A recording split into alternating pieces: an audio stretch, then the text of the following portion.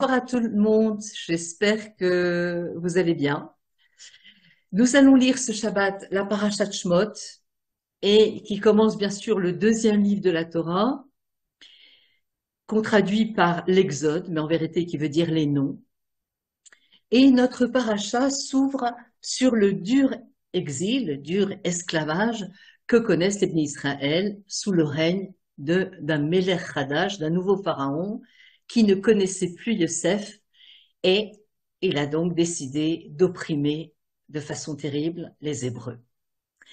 Mais la paracha aussi nous décrit les prémices de la délivrance d'Égypte et l'opposition du Pharaon face à Moshe Rabbeinu.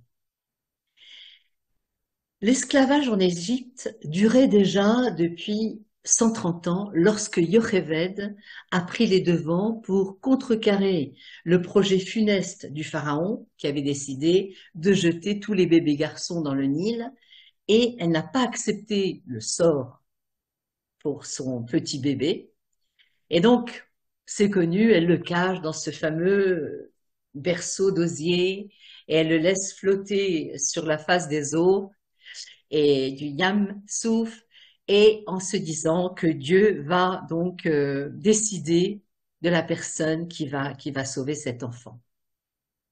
Et on le sait, cette personne, eh bien, c'est Bathia qui était Bat-Paro, la fille du pharaon. Et même si elle avait compris, bien sûr, les origines de ce petit enfant, elle n'a pas hésité à prendre sous son aile au péril de sa vie, hein, et elle va même le considérer comme son propre fils. Alors donc, Moshe va donc être élevé chez le pharaon dans le palais royal. Il va être promis un brillant avenir, mais la souffrance que le pharaon inflige au peuple d'Israël lui est complètement insupportable. Alors, un jour, il croise le maître d'œuvre égyptien en train de battre à mort un de ses esclaves hébreux, et il décide de sauver cet esclave. Il regarde, la Torah nous dit, il regarde de ci, de là, il regarde toute la généalogie de cet Égyptien, et c'est en prononçant le nom d'Akadosh Baruch Hu qu'il va tuer cet Égyptien. La chose va se répandre, la chose est connue, et Moshe Rabbeinu va être obligé de s'enfuir. Il arrive à Midian, chez Yitro, dont il va épouser la fille. Il va y rester de longues années, hanté par le tourment de son peuple, bien sûr. Et bientôt, l'heure de la délivrance, bientôt pour nous, si Dieu veut, Bekarov, bientôt l'heure de la délivrance va sonner, puisque c'est Dieu qui va le désigner pour être son messager. Et au cœur d'un buisson qui brûlait sans se consumer, Dieu va appeler Moshe pour la première fois. Et bien sûr, ça va être l'objet de notre étude, ce fameux sné, ce fameux buisson qui ne se consume pas. Alors, un jour, Moshe Rabbeinu fait paître les brebis de son beau-père, quand soudain, il voit ce buisson brûlant d'un cœur de feu, et pourtant, le buisson ne se consume pas. Il ne se transforme pas en cendre. Et Moshe dit, je veux voir ce phénomène. Il fait un détour pour voir cette vision étonnante. Pourquoi est-ce que le buisson ne se consume-t-il pas? Alors Hachem dit à Moshe, j'ai entendu la douleur, j'ai entendu les cris d'Israël en Égypte, j'ai décidé de les sauver, et maintenant c'est toi, Moshe, que j'enverrai vers le Pharaon, et tu sortiras mon peuple d'Égypte. Let's my people go. Alors bien sûr, il y a plusieurs explications sur ce dévoilement de Hachem dans un buisson. Ah bon, alors je reviens. Donc il y a plusieurs explications sur le dévoilement de Hachem dans un buisson. J'ai une coupure, je ne sais pas pourquoi. Donc le buisson symbolise l'humilité, la pauvreté, et par respect pour la souffrance de son peuple, eh bien Dieu ne s'est pas dévoilé, nous dit le Midrash, dans un cèdre du Liban ou bien dans un sycomore, mais il se dévoile au sein d'un buisson épineux. Et donc toujours le Midrash sensible aux nuances. Comment comprendre ces paroles énigmatiques? Dieu a vu que Moshe se tournait pour voir. Il a appelé au milieu du buisson et de toute évidence, Dieu a appelé Moshe uniquement parce qu'il s'est retourné pour voir le buisson. Mais qu'a fait Moshe exactement? Qu'est-ce que ça signifie? Il s'est retourné pour voir. Alors Rabbi Yochanan nous dit que Moshe a fait 5 pas pour s'approcher du buisson ardent, alors que Resh Lakish nous dit non, il n'a pris aucune mesure et il a tourné simplement sa tête pour regarder le buisson. Et quand Dieu a vu qu'il tournait la tête dans cette direction, il l'a appelé. Alors on sait que, nous disent nos sages, tous les récits de la Torah ne sont pas simplement des récits historiques liés au passé, mais contiennent bien sûr des leçons contemporaines pour notre vie. L'histoire de Moshe, qui est le personnage biblique le plus important, eh bien, n'est pas différente. C'est un modèle qui transcende le temps intemporel, qui sert d'exemple pour le voyage de la vie de chaque juif. Alors c'est vrai, Moshe avait à cette époque une vie, on peut dire, tranquille à Madiane, loin du Pharaon, loin de la souffrance des Hébreux.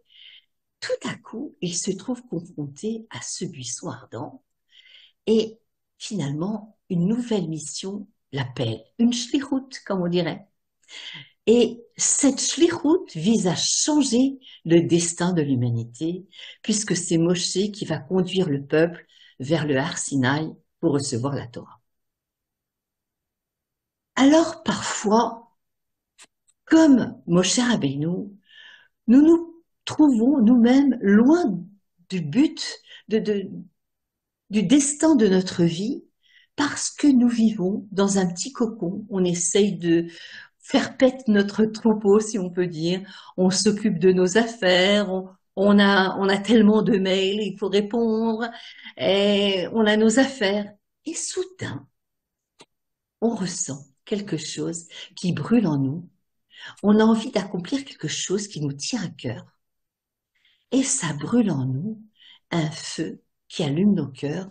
C'est un moment de clarté et on se dit qu'on est capable d'y arriver. On veut en assurer l'entière responsabilité et justement, lorsque le feu brûle mais ne se consume pas, cela veut dire que cette voix intérieure ne veut pas se taire. Il y a un appel en nous qui brûle. Et là, nous sentons quelque chose de particulier. On a une passion, quelque chose en nous, une passion secrète au fond de nous, et qui revient comme un appel, et qui ne peut jamais être vraiment apaisé par une quelconque alternative. Je peux courir, mais je ne peux pas me cacher, car ce feu, finalement, va continuer à brûler en moi. Et alors, c'est vrai qu'on a des désirs comme ça enfouis au fond de nous qui ressurgissent comme un feu. Et beaucoup d'entre nous, pris par tous les événements qui nous attirent, qui nous font nous détourner justement de cette voix intérieure qui parle. Alors, on ne veut pas voir ce buisson brûler d'une flamme sans fin. Nous ne voulons pas être dérangés. Nous avons des rendez-vous, comme on a dit. On a des factures à payer, des objectifs, du temps. On n'a pas de temps vraiment et d'énergie non plus. Et pourtant, le buisson refuse de s'arrêter de brûler. Alors nous sommes tentés de détourner le regard, de nous enfuir, de faire comme si nous n'avions pas vu ou que nous n'avons pas su. Et justement, c'est là que réside, eh bien, la grandeur de Moshe Rabbeinu. Il s'est tourné pour voir. le buisson. Et justement, et que nous dit Rabbi Yochanan? Il nous dit qu'il a fait 5 pas. 5, ça nous fait penser à, ça correspond, nous dit la Chassidoute, aux 5 niveaux de l'âme, qui sont Nefesh, Roar, Neshama, Chaya et Yerida, qui sont la quintessence biologique de l'âme, c'est-à-dire que Moshe s'est approché du buisson ardent avec chaque fibre de son âme, de son être, et avec chaque aspect de son identité. Alors que Resh Lakish nous dit qu'il n'est pas nécessaire de faire un pas vers le buisson. Tout ce que Dieu y veut, c'est que l'on tourne la tête, qu'on remarque le buisson en feu, c'est-à-dire qu'on écoute sa voix intérieure. Donc tourner la tête et donc voir le moment présent et d'être à l'écoute de ce moment, d'entendre l'appel de notre souffle intérieur, comme Hachem a appelé. Il a dit Moshe, Moshe. Et Moshe a répondu Hineni, je suis là, me voici. Moshe a répondu à l'appel. Et il n'a pas été facile.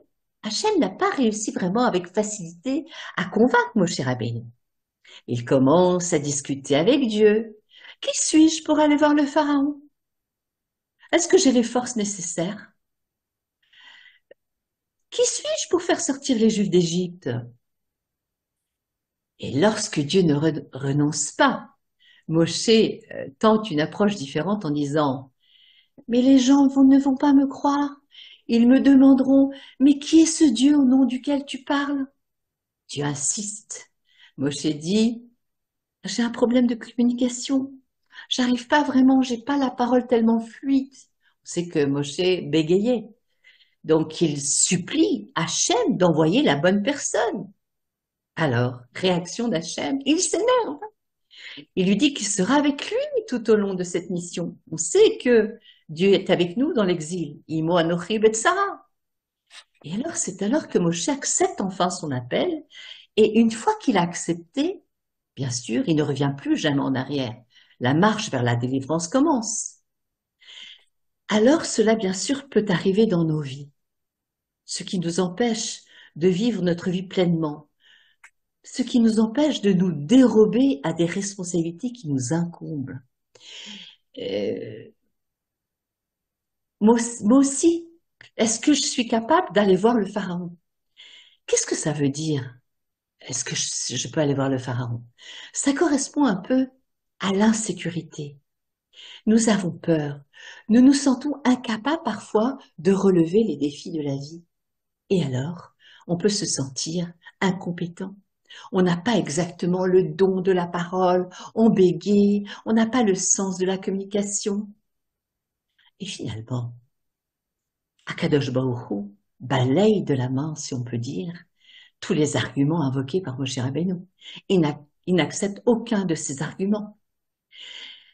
Et nos sages nous disent que se soustraire à ces responsabilités en raison d'un sentiment d'incapacité, on pourrait croire que ça s'habille sous le manteau de l'humilité. Mais non, nos sages nous disent que c'est un acte de lâcheté. Donc, c'est pas. D'ailleurs, on raconte un jour que un chaliard qui était de Melbourne, je crois, en Australie, écrit au rabbi en disant que il se sentait down, il avait des états d'âme qui n'étaient pas très positifs, il n'avait pas tellement confiance en lui dans sa manière d'agir, etc. Réponse du rabbi, il n'a pas du tout fait état des états d'âme du chaliard. Il pose une question au chaliard en disant mais eux, ceux qui attendent ta parole, ceux qui attendent tes paroles de réconfort, que t'ont-ils fait pour que tu dois t'en abstenir? Voilà la réponse du rabbi. Et alors parfois, on peut rejeter la faute sur les autres. Comme dit Moshe, par exemple, il dit à Hachem, mais les gens ne vont pas me croire. Ils diront, mais qui est ce Dieu dont tu nous parles? Alors, que leur répondre? Il arrive que nous blâmons, ce n'est pas de ma faute, ce sont les autres. Nous blâmons autrui. Et bien sûr, cela évite de nous remettre en question en disant que ce n'est pas de notre faute. Il y a aussi une troisième argument dans ce que Moshe dit à Hachem, qui peut être bien sûr bloquant et tétanisant, c'est notre perfectionnisme.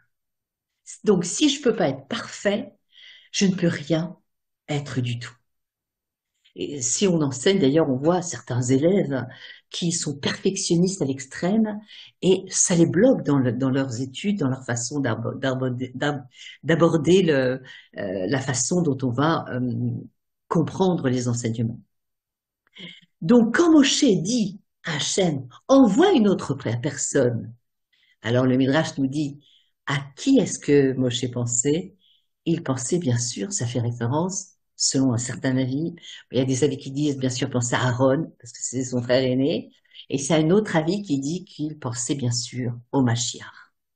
Quand il dit envoie la bonne personne, c'est-à-dire celui qui est destiné à nous délivrer de façon définitive, permanente, pour l'éternité. Et moi, je sais que, dit Moshe, je suis capable de remplir cette mission au maximum.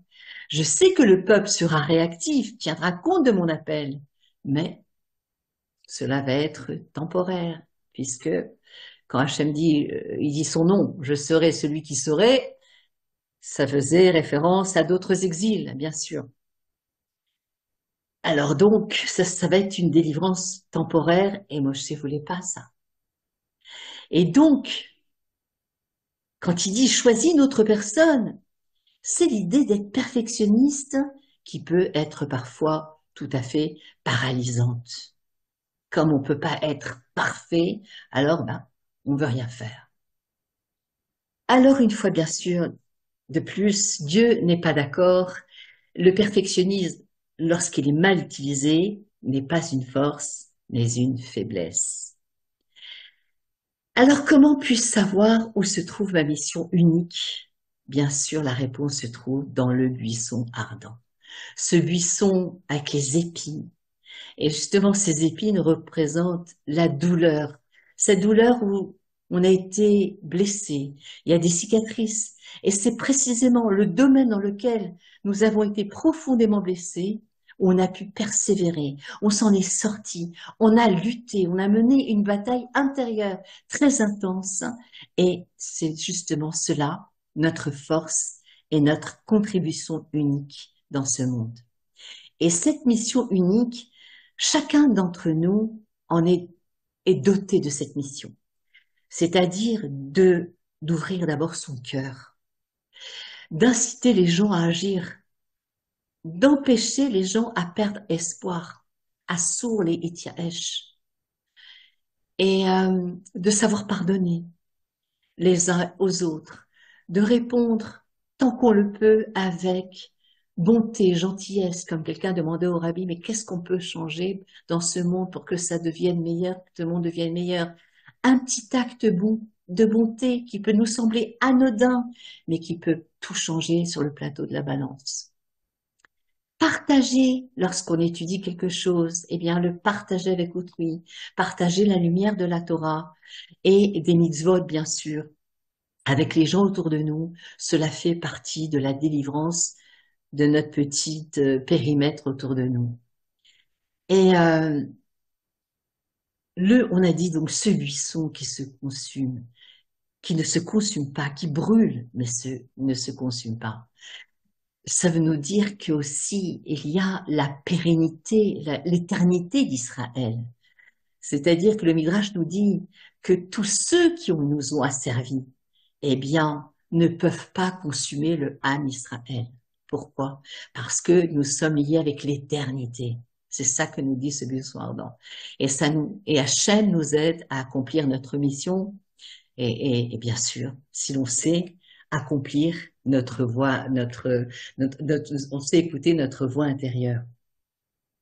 Et on nous dit qu'à ce moment de rencontre entre Moshe Rabbeinu et Hachem, eh bien, Moshe a caché sa face. Pourquoi il a caché sa face? Eh bien, parce que nous dit le texte, il craignait de contempler la divinité, de contempler Dieu. Alors, de quoi Moshe avait peur? Ce qui l'a poussé à couvrir son visage. Alors, bien sûr, comme on a dit, ce buisson ardent possède quelque chose d'extraordinaire. Donc, on a dit que le buisson est un amas d'épines. Ces épines, on a dit, ça représente la souffrance. Le buisson ne se consume pas, il est en flammes. Les flammes, bien sûr, c'est Akadosh Baruch Hu. Ça représente la présence divine. Et cette image disait à Moshe à travers lui et à tout le peuple juif que Dieu est là, présent, avec celui qui souffre. Comme on a dit, Imo Anori Betsar. Moshe avait donc, c'est quelque chose dont je veux vous communiquer, la possibilité d'avoir la réponse aux questions qui le hantaient depuis toujours. Pourquoi tant de souffrance? Pourquoi ce peuple a-t-il mérité a-t-il pas mérité, mais contraint d'être dans cet esclavage tellement difficile? Et ces questions le hantaient jusqu'à la fin des temps, c'est-à-dire la question. Pourquoi la souffrance du juste? Pourquoi les épreuves de son peuple? Pourquoi la peine des parents? Pourquoi la détresse des enfants? Moshe avait là une occasion unique dans l'histoire de contempler la réalité humaine du point de vue du ciel, de découvrir les voies de Dieu, d'appréhender, en quelque sorte, la justice divine. Mais on dit que Moshe Rabbeinu, il était Reya Mehemna, il était le berger fidèle. C'est pour cela qu'il a voilé sa face. Il n'a pas voulu voir, c'est-à-dire, ah, je vois quand on dit, je comprends. Il n'a pas voulu comprendre. Car si Moshe comprenait, eh bien, il aurait couru le risque d'accepter, d'admettre et de subir sans réagir. Il a donc fait le choix de rester auprès des hommes, de se battre à leur côté pour implorer la miséricorde divine. La pitié d'Akadosh Baruch. Des années auparavant, il avait renoncé au palais royal pour défendre l'un de ses frères. Au pied du buisson ardent, il avait renoncé à pénétrer dans le palais céleste pour pouvoir continuer à défendre le Ham Israël. Et cette conduite, Moshe va la poursuivre tout au long de sa vie, dans les 40 ans, dans le chemin du désert, etc.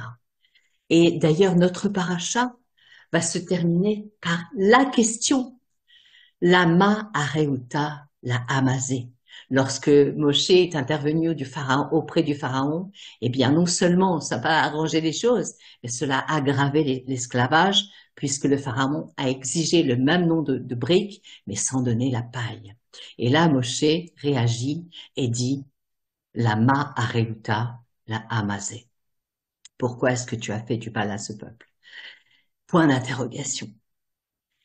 Alors, pour finir, eh bien, jeudi soir, vendredi, c'est le 24 Tevet, c'est la Iloula de Rabbi Shneur Zalman, l'auteur du Tanya, et donc qui a appelé son livre Sefer Shel Benoni, c'est-à-dire que chacun a la possibilité, c'est pas le Benoni selon le Talmud, mais c'est le Benoni selon le Tanya qui nous dit que chacun a la possibilité de devenir un Benoni, c'est-à-dire que on ne fera pas de transgression, mais on aura toujours cette lutte avec la matérialité du monde. C'est-à-dire que le Benoni, il va opérer sur deux niveaux de conscience, lutter avec la matérialité du monde et donc son âme divine qui est attirée par la spiritualité. C'est ces moments magiques où on fait Shabbat, où on est dans les fragim, etc. Donc c'est une lutte dans ces deux perceptions de soi et du monde. Donc le Benoni nous explique, donc on a cette capacité à devenir un Benoni, hein, pas selon le Talmud qui dit c'est moitié Srouyot, moitié Averot, non. Selon le Tanya, justement, le Benoni ne faute pas, mais dès qu'il est confronté à la matérialité du monde, là, il a une lutte.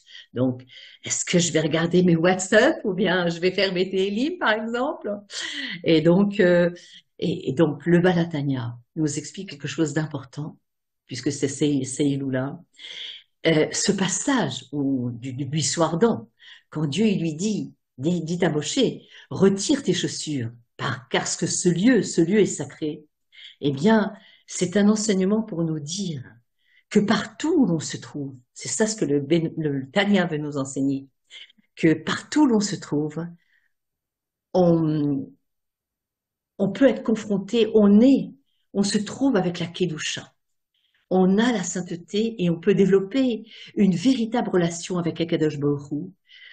Et parce que nous avons été au Har Sinaï, toutes les Neshamot étaient au Har Sinaï, nous sommes les ambassadeurs d'Akadosh Baruch Hu. En quelque sorte, nous voyons que nous sommes la conscience du monde, puisque le monde s'acharne contre nous, ne veut pas entendre, ne veut pas voir. Et donc, nous, on doit continuer, on doit avoir le courage de lutter pour la vérité face à nos ennemis et de fortifier justement, puisque le Balatania nous dit que nous sommes reliés avec Hachem avec 613 fils, d'accord? Et donc de fortifier cette corde qui nous relie à Kadosh Baruch Hu et de continuer à nous regarder de l'intérieur, de savoir quelles sont nos aptitudes, parce qu'en chacun de nous, Dieu a donné des keshronot, des aptitudes extraordinaires, et de garder confiance. Donc, ce Shabbat, bien sûr, ça va être le Shabbat où on va bénir le mois de Shvat, Shabbat Mevarchim, Shvat. Donc, nous allons continuer à faire les Télim avec force et conviction que Kadosh Baruch Hu va se dévoiler, va nous envoyer le Mashiach Bekarov très prochainement, que de la même manière que c'est vrai que Moshe est intervenu, l'obscurité s'est redoublée, puisque le Pharaon a été encore plus dur, mais justement, au moment où la nuit est la plus sombre, eh bien, c'est là que jaillit la lumière. Et très bientôt, Bekarov Mamash, Mashiach Arshav.